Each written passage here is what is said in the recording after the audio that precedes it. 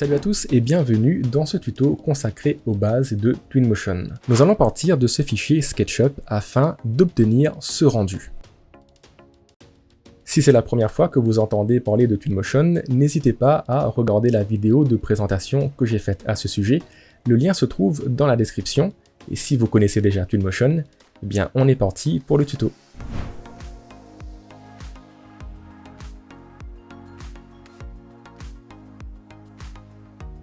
Pour installer Twinmotion, rendez-vous sur le site officiel, ensuite Download. On peut choisir la version d'essai. On sera ensuite invité à télécharger et à installer l'Epic Games Launcher. Une fois que c'est fait, vous devriez avoir ce logiciel, l'Epic Games Launcher. Rendez-vous dans Unreal Engine, dans l'onglet Twinmotion, et cliquez sur Installer. Une fois que Twinmotion sera téléchargé et installé grâce à l'Epic Games Launcher, vous pourrez lancer le logiciel.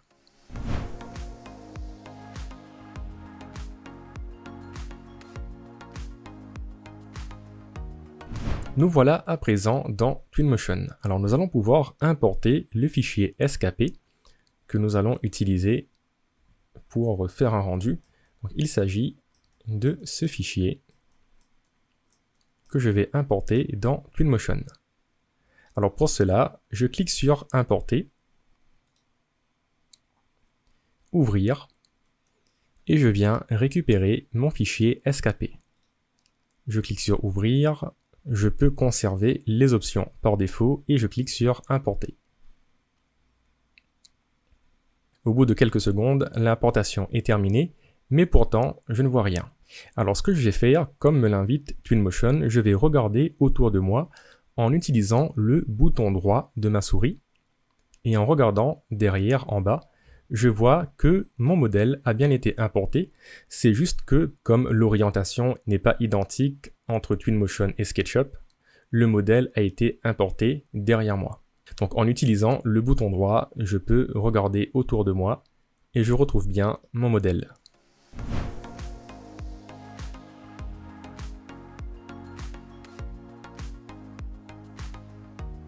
Alors poursuivons avec les boutons de navigation. En utilisant le bouton central, le pan, je peux faire des mouvements de translation avec ma caméra.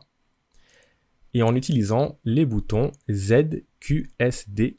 Alors nous avons W, A, S, D qui sont écrits en gros, ça c'est pour les claviers QWERTY. Mais pour les claviers AZERTY, nous avons les touches qui sont juste en dessous, Z, Q, S, D. Bien, cela va me permettre d'avancer, de reculer, d'aller à gauche et d'aller à droite. Je peux également, pour zoomer, dézoomer, utiliser le scroll de ma souris. Cela revient à appuyer sur Z et S. Et pour monter, descendre, j'ai A et E. Donc A pour monter, E pour descendre. Et je peux faire varier la vitesse en utilisant les boutons 1, 2, 3 et 4. Si jamais vous souhaitez modifier ces touches pour que cela corresponde à d'autres logiciels de modélisation, on a juste à cliquer sur ce petit engrenage et on peut sélectionner par exemple Revit, 3ds Max ou SketchUp. Cela va réaffecter les touches afin que la configuration corresponde aux mêmes touches que ces logiciels. Donc moi je vais rester sur Twinmotion et pour masquer ce petit panneau, je clique sur l'engrenage et je viens masquer le panneau de navigation. Si jamais vous souhaitez le réafficher afin de réaffecter les touches, on clique sur ce petit œil, on se rend tout en bas, et on clique sur « Montrer la navigation ». Le panneau réapparaît.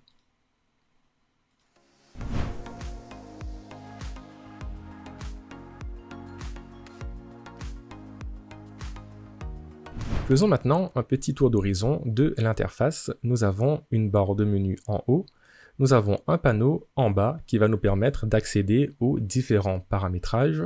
Ensuite, en haut à gauche, j'ai une petite flèche. Si je clique dessus, j'ai un menu qui s'ouvre et qui me permet d'accéder aux différents objets 3D et aux différents matériaux. C'est là-dedans que l'on va venir récupérer des arbres ou des objets pour les intégrer dans notre scène.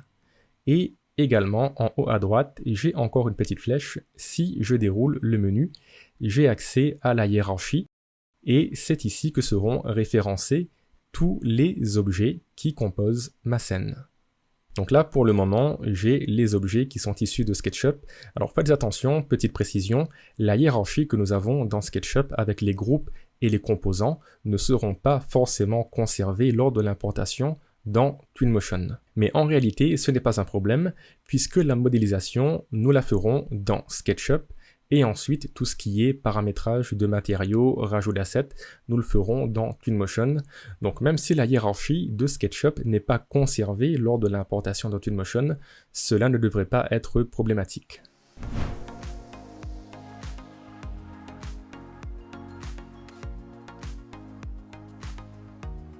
Voyons à présent comment placer des objets dans notre scène. Alors on va par exemple placer un véhicule au niveau de la porte du garage. Alors pour cela, je me rends dans la bibliothèque, on va sélectionner la catégorie véhicule et on a accès à plusieurs sous-catégories, voiture, bus, aéronautique, camion, etc. On va se rendre dans voiture, là j'ai accès à quelques objets 3D. On va prendre cette voiture, je la prends et je viens tout simplement la glisser dans ma scène, comme ceci. Pour la positionner, j'ai accès à un petit gizmo qui se trouve ici. Je peux faire une rotation en cliquant sur cet arc de cercle et en utilisant les différents segments, je peux déplacer mon véhicule sur un axe ou sur l'autre. Et si je me positionne au centre, je peux également le positionner en le verrouillant sur l'axe horizontal. Alors, je vais dézoomer un peu et je vais positionner mon véhicule à cet endroit-là. Lorsque mon véhicule est sélectionné, dans le panneau de paramétrage en bas, j'ai accès aux modifications de couleur. Si je clique dessus, je peux sélectionner une autre couleur pour mon véhicule. Alors, je vais m'orienter comme ceci, ça sera plus visible. Voilà. Donc là, je peux changer la couleur de mon véhicule avec les différents coloris que me propose Twinmotion.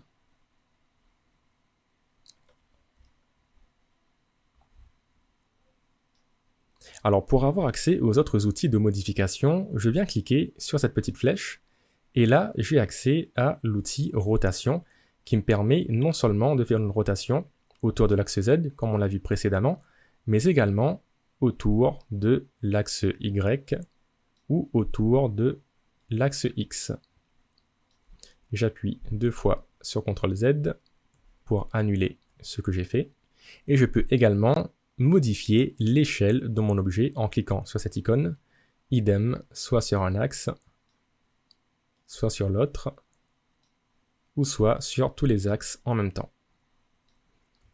CTRL Z, CTRL Z, CTRL Z, pour revenir au point de départ. Donc pour résumer, l'outil déplacer, l'outil rotation et l'outil échelle, une fois sélectionné, je viens interagir avec mon gizmo afin d'apporter les modifications que je souhaite à mon objet.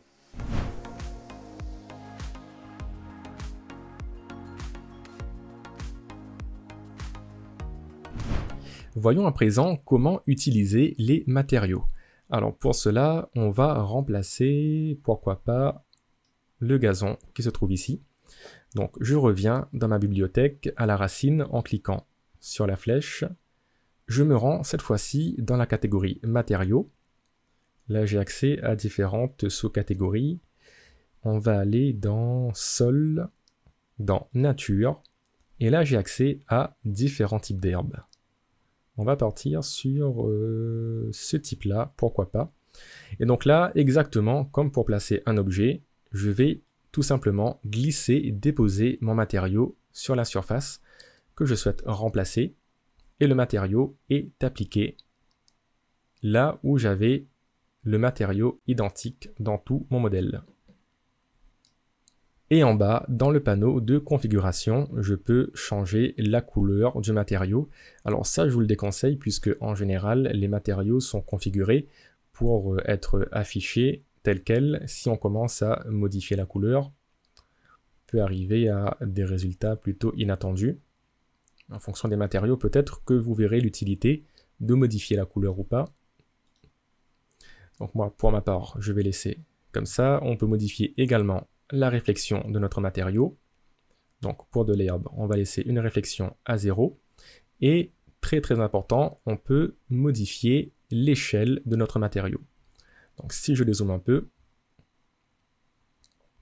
je m'aperçois que j'ai peut-être un matériau qui est un petit peu répétitif par rapport à ses dimensions. Si j'augmente un peu son échelle, voilà, comme ceci, je me retrouve avec un matériau qui correspond peut-être mieux à mon modèle. Alors si je me mets à hauteur d'homme, comme ceci, je pourrais mieux le régler. Voilà, à 2,58, ça me paraît pas mal. Et j'ai aussi la possibilité de régler d'autres paramètres. N'hésitez pas chez vous à naviguer dans les différents menus. De toute façon, le principe reste le même. Vous voyez que c'est assez intuitif. Et le nom des paramètres est assez explicite également.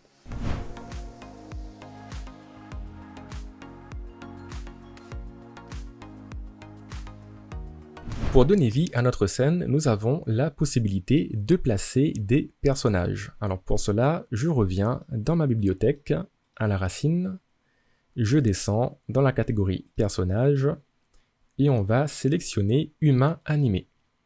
J'ai accès à plusieurs personnages en 3D et là encore, le principe reste le même. Je sélectionne mon objet, un glisser déposé dans ma scène et le tour est joué.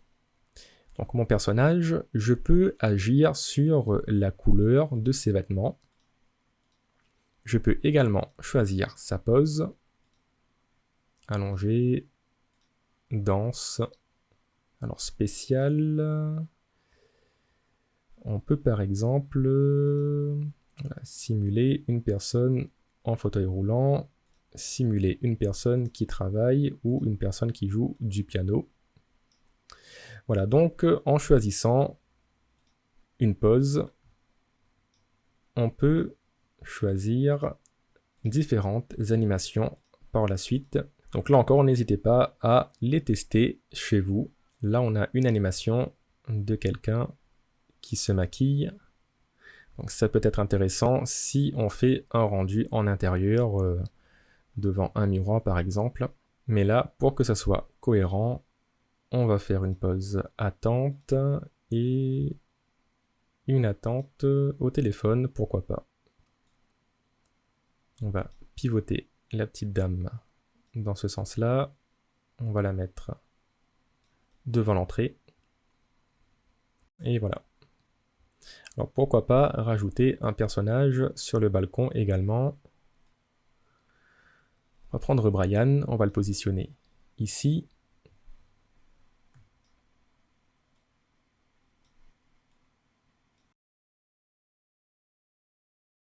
Donc voilà pour Brian, qui a l'air d'attendre en s'ennuyant un peu quand même.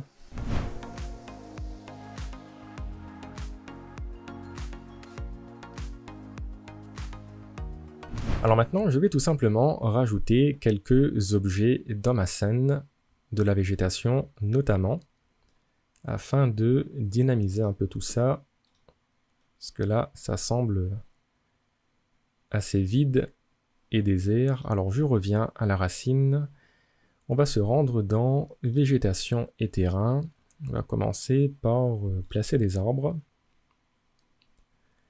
Donc là encore, on a pas mal de choix.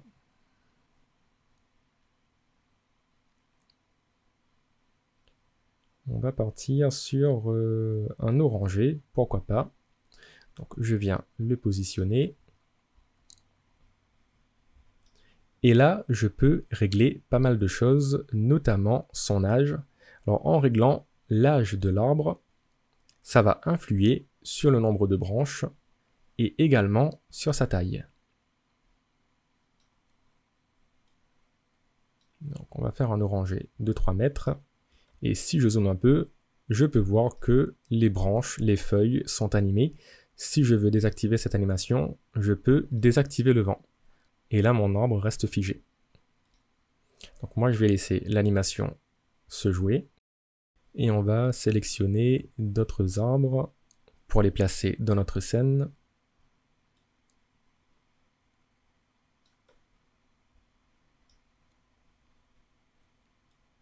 pourquoi pas celui-là,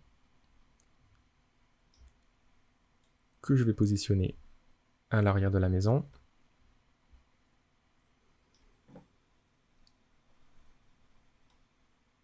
On va positionner un arbre ici également.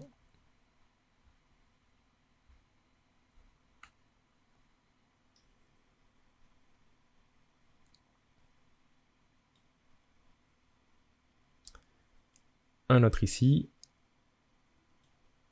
que je vais rapetisser un peu.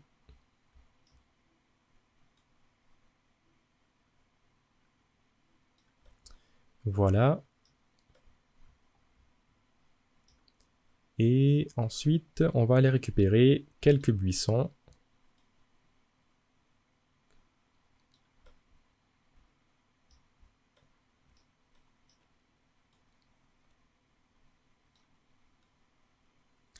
Voilà, je vais en positionner quelques-uns ici. Alors, on constate qu'à chaque fois que je place un nouveau buisson, Twinmotion va appliquer aléatoirement une taille et une rotation, ce qui permet d'avoir quelque chose d'assez varié et de non répétitif. Maintenant, on va s'occuper de l'autre partie du jardin. Pourquoi pas rajouter du mobilier. Alors, si on se rend dans Objets, on a le choix entre plusieurs sous-catégories, mais on n'a pas de mobilier extérieur. Donc, on va se contenter des mobiliers que l'on retrouve pour la sous-catégorie intérieure, salon, on va aller dans table, et on va voir si on a une table qui peut bien rendre pour l'extérieur. Pourquoi pas celle-là? Ça fait un peu chic quand même pour une table d'extérieur, mais ce n'est pas grave. On va l'utiliser quand même.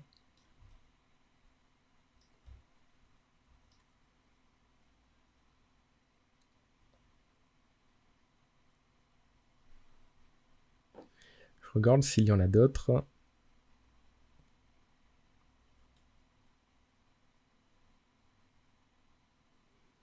Non, du coup on va rester sur ce choix.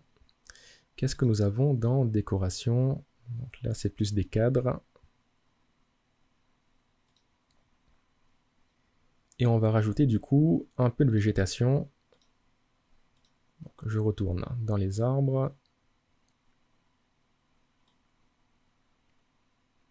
On va rajouter un arbre ici.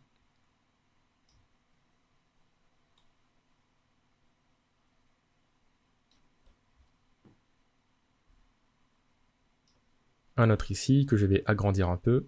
Et on commence déjà en quelques secondes à avoir une scène qui rend pas mal. Alors là, ça me paraît quand même encore un peu vide. On va essayer d'y remédier. Est-ce qu'on a des petits arbustes qui pourraient convenir?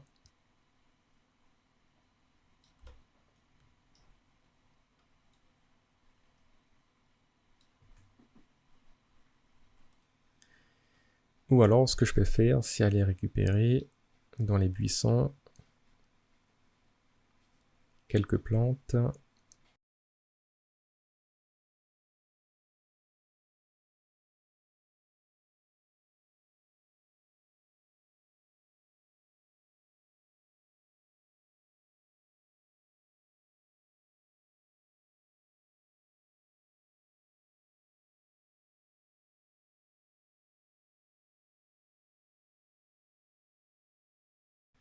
Voilà, ça apportera un peu de décoration.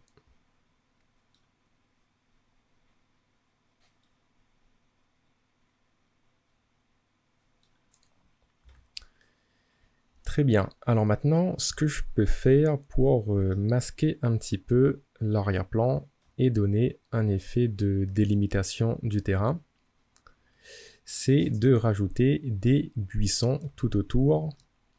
Mais comme les buissons sont relativement petits, je vais tricher un peu et je vais utiliser des arbres que je vais positionner d'une certaine manière.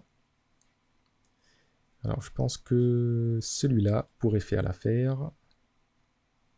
Donc je prends l'arbre et je vais le positionner comme ceci.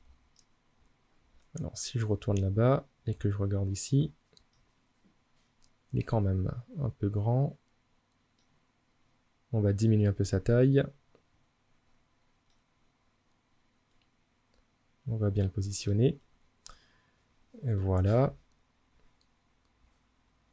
Et pour le dupliquer, je vais maintenir enfoncé la touche majuscule et je viens le déplacer.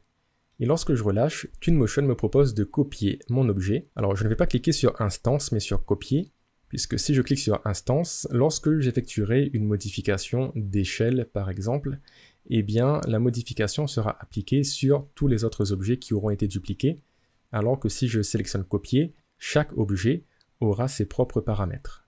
L'espacement, je vais laisser sur 2.94, c'est la distance que j'ai indiquée, et le nombre, je vais l'augmenter à 8, OK. Et là, j'ai bien mes objets qui ont été dupliqués, et je peux les sélectionner manuellement afin de modifier leur taille et leur rotation.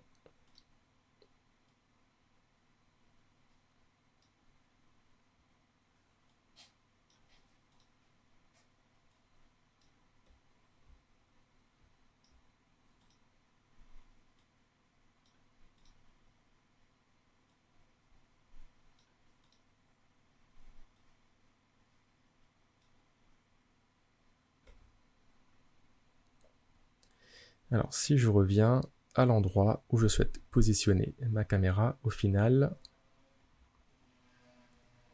voilà, j'ai de la végétation qui est située en arrière-plan. Et mon véhicule, tout compte fait, je vais le reculer un petit peu.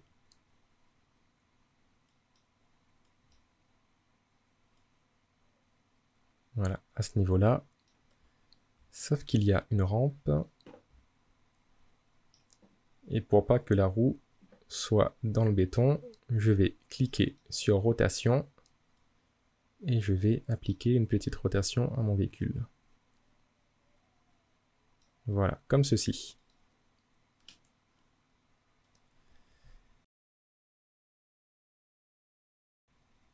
Alors je pense qu'on commence à obtenir quelque chose de plutôt pas mal.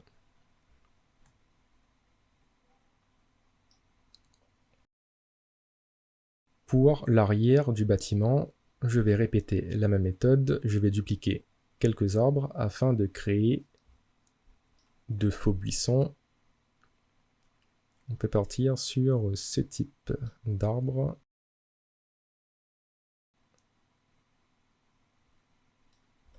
Voilà.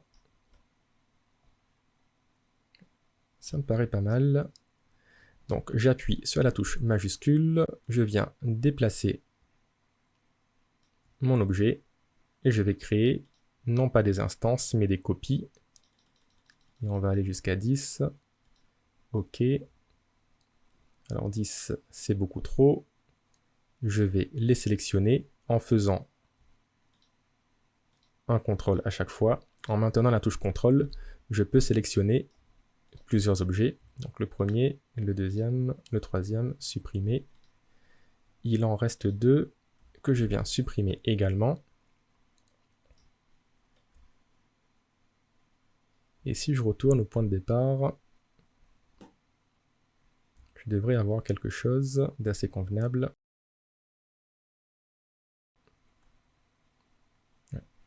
Ça me paraît plutôt bien. Donc là encore, je vais jouer sur l'emplacement et la taille.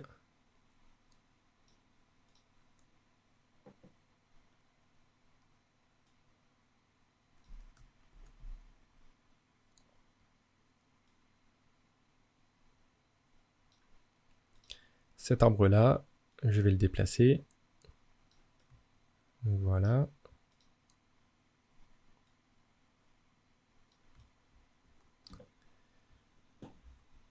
Très bien.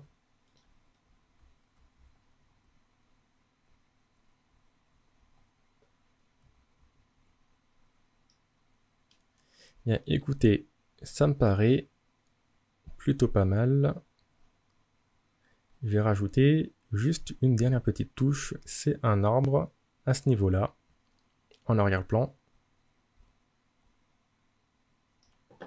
Alors, on va partir sur...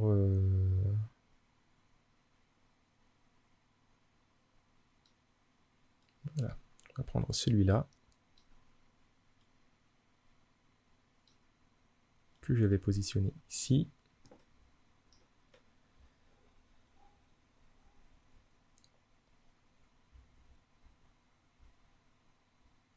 Voilà, très bien. Bien, maintenant que ma scène me plaît, je vais pouvoir passer au rendu.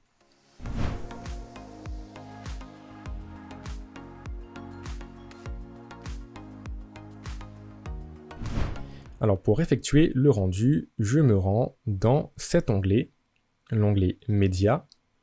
Je clique sur Image et je fais Créer une image. Et là, j'ai une image qui a été rajoutée par rapport à la position de ma caméra. J'ai la possibilité de changer d'angle de vue. Ici, par exemple. Et de cliquer à nouveau sur Créer une image. Et là, j'ai bien mes deux images qui ont été créées. Si je clique sur la première, je reviens à la première image. Et si je clique sur la deuxième, je viens à la deuxième image. Les images, du coup, on peut les comparer à des scènes dans SketchUp. Alors passons maintenant à l'exportation. Je me rends dans cet onglet Exporter. Je vais exporter des images. Donc là, pour le moment, ma file d'attente, elle est vide. Je clique dessus et je viens sélectionner les images que je souhaite exporter. Donc on va sélectionner nos deux images. Je clique en dehors de la fenêtre pour la faire disparaître. Donc là, j'ai bien l'indication que dans Images, j'ai plusieurs images qui sont dans la file d'attente. Et si je clique sur Exporter, je peux sélectionner le dossier dans lequel seront enregistrés mes rendus. On va sélectionner ce dossier. Et Twinmotion lance l'exportation. Donc c'est assez pratique si on a beaucoup d'images à rendre. On peut toutes les sélectionner et Twinmotion ensuite fera le rendu les uns après les autres. Alors je vais aller récupérer le dossier que j'ai indiqué et je me retrouve bien avec ma première image et ma seconde image. L'exportation a bien été effectuée.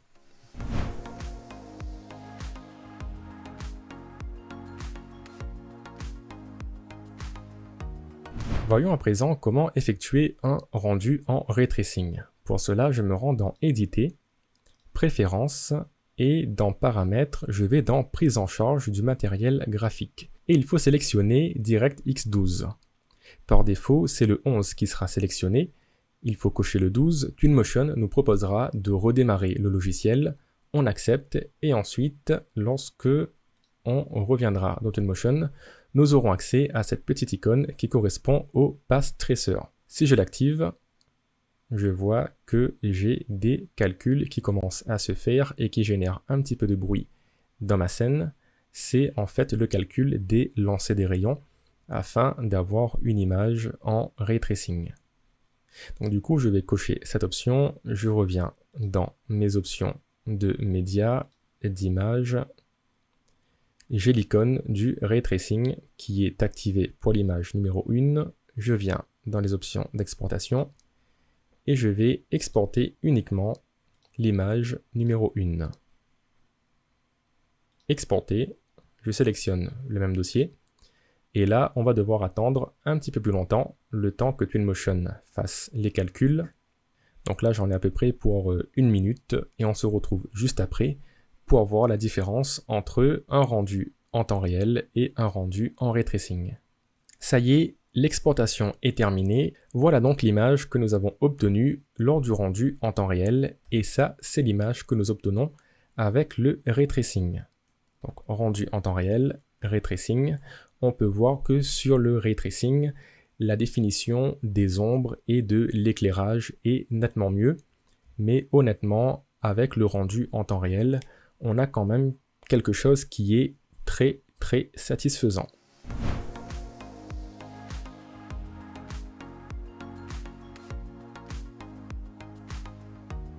Alors, en conclusion, nous sommes partis de ce fichier SKP afin d'obtenir ce type de rendu dans Twinmotion. Et comme vous l'avez constaté, c'est vraiment très simple d'utilisation, c'est assez intuitif. Et pourtant, on n'a pas fait de traitement sur les matériaux, on n'a pas non plus utilisé les SkyDOM ou les différents paramètres d'éclairage, ce qui veut dire que l'on peut aller beaucoup plus loin avec Twinmotion. Si des tutos avancés sur l'utilisation de Twinmotion vous intéressent, n'hésitez pas à vous abonner à ma chaîne et à me faire part de vos suggestions en commentaire. J'espère que ce tuto vous aura plu et je vous dis à bientôt pour de nouvelles vidéos.